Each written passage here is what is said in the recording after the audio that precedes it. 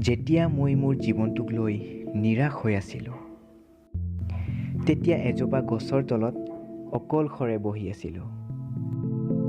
কি কৰিম, ক'ত যাম, কি কৰিলে ভাল হ'ব, ক'ত গ'লে জীৱনটোত ছাকচেছ হ'ব পাৰিম, এইবোৰ কথা ভাবি আছিলোঁ।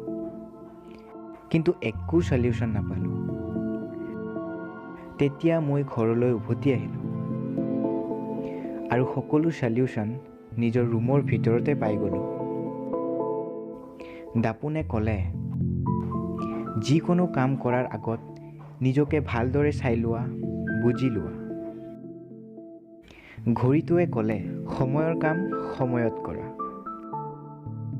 চিলিঙে ক'লে, সদায় উচ্চ চিন্তা কৰা।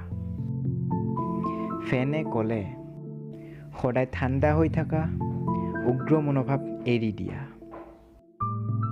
খিৰিকীয়ে ক'লে, বাহিৰা জগতখনক এবাৰ চাই লোৱা। কেলেণ্ডাৰে ক'লে, সদায় আপ টু ডেট হৈ থকা, পিছ পৰি কেতিয়াও নাথাকিবা। আৰু দুৱাৰে ক'লে, নিজৰ লক্ষ্যত উপনীত হ'বলৈ মন খুলি কাম কৰি যোৱা।